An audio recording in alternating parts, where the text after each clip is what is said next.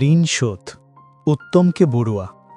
দিনটি ছিল রবিবার, বিকাল ৫টা। প্যারিস অভিমুখী দ্রুতগামী ট্রেন SNCF মো স্টেশনে এসে আস্তে আস্তে দাঁড়িয়ে যায়।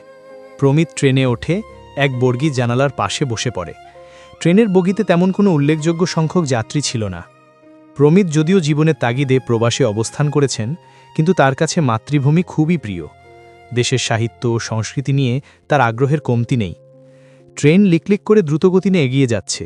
প্রমিত জানালার ফাঁক দিয়ে প্রকৃতির দৃশ্য অবলোকন করতে করতে অনমনা হয়ে মোবাইল অন করে বাংলাদেশের দেহতত্ত্বের গান গাড়ি চলে না চলে না চলে না রে শুনতে শুনতে পথ অতিক্রম করছে। কখনো ছোট শৃঙ্খলিত সবুজ বন, কখনো পরিপাটি ছোট পল্লী, কখনো বা নদীর, কখনো ছোট শহর অতিক্রম করে ট্রেন ছুটে চলছে। অনেকক্ষণ পর্যন্ত প্রমিতের অদূর বসা এক ফরাসি মহিলা মোবাইলে মিউজিকের সুর শুনে মিটমিট করে হাসছে এবং বারে বারে প্রমিতকে দেখছে। প্রমিতের সেই দিকে খেয়াল নেই। অনেকক্ষণ পর হঠাৎ অদূর থেকে ফরাসি ভদ্রমহিলা উঠে এসে প্রমিতের পাশে বসে উপযাজক হয়ে জিজ্ঞেস করলেন তার মিউজিক খুবই প্রিয় কিনা। প্রতিউত্তরে প্রমিত হ্যাঁ ম্যাডাম বলার সাথে সাথে ভদ্রমহিলা ম্লান হেসে বলেন, ম্যাডাম বলেছেন কেন? আমি তো ম্যাডাম না। তাহলে উনি কি? ভদ্রমহিলার দিকে অবাক হয়ে চেয়ে আছে। দেখার ভাব বুঝতে পেরে ভদ্রমহিলা হেসে বলেন, আমি তো মনমাজেল, অবিবাহিত। তখন প্রমিত মনে মনে ভাবল, বলে কি, এত বয়স্ক মহিলা অথচ বলে কিনা আমি মনমাজেল। ভদ্রমহিলা প্রমিতের ইতস্ততার ভাব দেখে গড়গড় করে বলতে শুরু করল তার অতীত জীবনে যেই ভালোবাসার কথা, স্বপ্নময় অতীত স্মৃতির কথা, অবিবাহিত থাকার কারণ। এরই মাঝে তার সমস্ত জীবনের কথা ঝুড়ি বলেই চলেছে। ট্রেন ক্রমাগত এগিয়ে যাচ্ছে, এরই মাঝে কয়েক স্টেশন পার হয়ে গেছে। অবশেষে প্রমিতের দিশ কোথায় জানতে চাইলেন। বলেন বাংলাদেশ। সেই মুহূর্তে মোয়ামেজেল সিনথিয়া চমকে উঠলেন। অমনি অবাক দৃষ্টিতে তাকিয়ে থাকলেন প্রমিত। প্রমিতের ইতস্ততার ভাব বুঝতে পেরে মোয়ামেজেল সিনথিয়া পুনরায় বলেন, বাংলাদেশের কোন জায়গায় জন্মস্থান? প্রমিত বলেন, চট্টগ্রাম জেলায়। তখন সিনথিয়া আবেগাপ্লবিত হয়ে পুনরায় তার কথা বলতে বলতে চোখে পানি এসে যায়। প্রমিতকে বাংলাদেশের চট্টগ্রামের লোক পেয়ে বাংলাদেশ সম্পর্কে জানার জন্য ব্যাকুল হয়ে উঠলেন এবং জানালেন সে বাংলাদেশ সম্পর্কে অনেক বই পড়েছে এবং ইন্টারনেটে দেখেছ, কিন্তু বাংলাদেশের কোনো লোককে খুঁজে না পেয়ে প্রত্যক্ষভাবে বাংলাদেশ সম্পর্কে জানা হয়নি। এরই মাঝে ট্রেনের গন্তব্যের নির্দিষ্ট স্থান প্যারিসের গার্দানতে এসে ধীরে ধীরে থামতে থাকে। অবশেষে বিদায় মুহূর্তে মোয়ামেজেল সিনথিয়া তার ব্যাগ থেকে বের করে বাসার ঠিকানা এবং একটি 20 ইউরো নোট দিয়ে বলেন, আপনি যদি কখনো বাংলাদেশে যান তখন আমার বয়ফ্রেন্ডের সমাধিতে এই 20 ইউরো মূল্যমানের ফুল কিনে দেবে। এবং আরও বলেন, আমার জীবন যৌবন ভালোবাসা সব কিছু বন্ধু মশিও ফিলিপসের অপেক্ষায়, আর কোনো বন্ধু কিংবা স্বামী গ্রহণ করেনি। যদি মোয়ামেজেল সিনথিয়া জীবনে কোনোদিন বিয়ের সিদ্ধান্ত নিতেন তাহলে প্রমিতের চেয়ে অনেক বড় সন্তান থাকত। আমার এইটুকু সান্ত্বনা আমার বন্ধু তোমার দেশে ৭১-এর স্বাধীনতার যুদ্ধের সময় একজন সাংবাদিক হিসেবে গিয়েছিল, কিন্তু সে আর আমার কাছে ফিরে আসেনি কিংবা আমার দেশে ফিরে আসেনি। শুধু জেনেছি বাংলাদেশের চট্টগ্রামে আমার বন্ধু ফিলিপকে সেই ৭১-এর যুদ্ধের সময় দেখেছে তার কয়েকজন সহকর্মী বন্ধুরা। কিন্তু ৭১-এ বাংলাদেশ স্বাধীন হলো, ১, ২, ৩ করে ১ যুগ ২ যুগ ৩ যুগ পার হয়ে গেল, কিন্তু আমার বন্ধু এখনও আমার কাছে ফিরে আসলো না। আমি কাজ থেকে অবসর নিলাম, বয়স ৭০ পার করলাম, শরীরে নানাবিধ অসুখ এবং বার্ধক্যের সাথে প্রতিনিয়ত সংগ্রাম করে জীবনের রেলগাড়ি চলতেছে। সিনথিয়ার কথাগুলি শুনে প্রমিতের মন খুবই খারাপ হয়ে গেল। খারাপ লাগলে কি করবে? প্রমিত কোথায় পাবে? বাংলাদেশের কোন জায়গায় কোন স্থানে সেই ফ্রান্সের সাংবাদিক মশিও ফিলিপের সমাধি? কোথায় দেবে এই 20 ইউরো মূল্যমানের ফুল? প্রমিত ভেবে পারছে না। মনমাজেল সিনথিয়ার মনের অবস্থা দেখে, বন্ধুর প্রতি ভালোবাসা শ্রদ্ধা দেখে 20 ইউরো হাতে নিয়ে ম্যানিব্যাগে ঢুকিয়ে রাখেন। অবশেষে প্রমিত মোয়ামেজেল সিনথিয়া থেকে বিদায় নিয়ে অন্য মেট্রো বা পাতাল ট্রেন ধরে বাসায় চলে আসলেন। কিন্তু বাসায় এসে জিন্সের প্যান্টের পেছনের পকেটে হাত দিয়ে দেখে ম্যানিব্যাগ নেই। এ কি, ম্যানিব্যাগ কোথায় গেল? ম্যানিব্যাগে যে মোয়ামেজেল সিনথিয়ার দেওয়া 20 ইউরো ছিল। কিন্তু প্রমিতের মন খুবই খারাপ হয়ে গেল।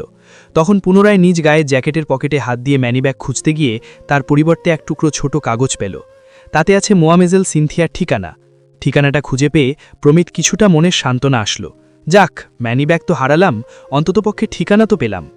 প্রমিতের প্রবাস জীবনে নানা ব্যস্ততার মধ্যে সময় অতিবাহিত হচ্ছে। তারপর পরবর্তী ৩ মাস অতিক্রম হওয়ার পর হঠাৎ একদিন নিজ বাসা থেকে বিশেষ কাজে প্যারিসের অভিজাত এলাকা ও শপিং সেন্টার লা দি ফ্রান্সে গিয়েছিলেন নিজ প্রয়োজনে। কাজ শেষে ফেরার পথে নিওনি মেরি অফিস দেখে প্রমিত নেমে পড়ে। নতুন ম্যানিব্যাগে খুঁজে মোয়ামেজেল সিনথিয়ার ঠিকানা বের করে প্রমিত রাস্তার মাঝে জনকয়েকের কাছে জেনে অবশেষে মোয়ামেজেল সিনথিয়ার ঠিকানা অনুসারে তাদের ফ্ল্যাটে গিয়ে পৌঁছেছে। লিফট দিয়ে প্রমিত উপরে উঠল। মহিলাটির ঘরে বেল টিপল, কোনো সাড়া শব্দ নেই। আরও কয়েকবার বেল টিপল, না, কেউ দরজা খুলছে না।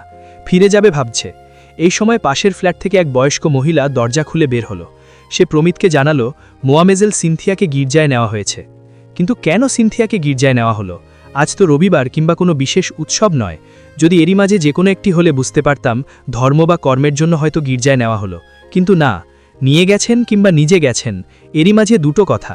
তাই প্রমিতের মনে এই দুটো শব্দের তফাৎ বুঝে উঠতে না পারায় পুনরায় ভদ্রমহিলাকে জিজ্ঞেস করলেন কেন নিয়ে গেছেন।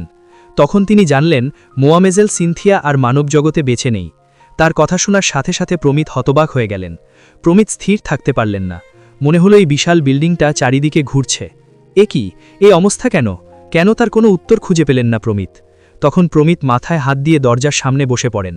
ভদ্রমহিলা প্রমিতের মনের অবস্থা দেখে তাদের ফ্ল্যাটে গিয়ে বসার জন্য অনুরোধ জানালেন। প্রমিত বললেন, আমাকে দয়া করে গির্জার ঠিকানা দেবেন, আমি ওখানে যাব। আমি ওনাকে একটিবার দেখতে চাই।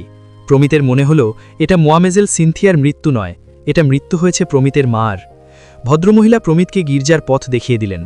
প্রমিত লিফট দিয়ে পুনরায় নিচে নেমে টলটলেতে গির্জার কাছাকাছি আসতেই দেখে পায়ে কয়েকটি গাড়ি বের হয়ে যাচ্ছে। প্রমিত এক পা দুপা করে গির্জার সিঁড়ি বেয়ে উপরের দিকে উঠতে গিয়ে দেখতে পায় সিঁড়ির উপর থেকে উক্ত গির্জার ফাদার সহ কয়েকজন লোক নেমে আসছে।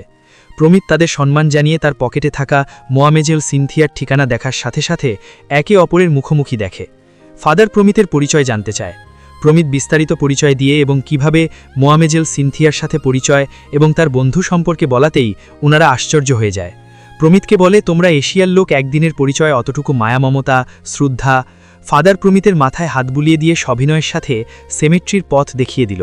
প্রমিত এদের কাছ থেকে বিদায় নিয়ে সেমেট্রির দিকে এগিয়ে গেলেন। কিন্তু সেমেট্রির গেটের কাছাকাছি গিয়ে হঠাৎ সেমেট্রির সামনে গেটের অপর প্রান্তে একটি ফুলের দোকান দেখে প্রমিত মনে মনে স্থির করে, শ্রদ্ধা জানানোর জন্য ফুলের কোনো বিকল্প নেই।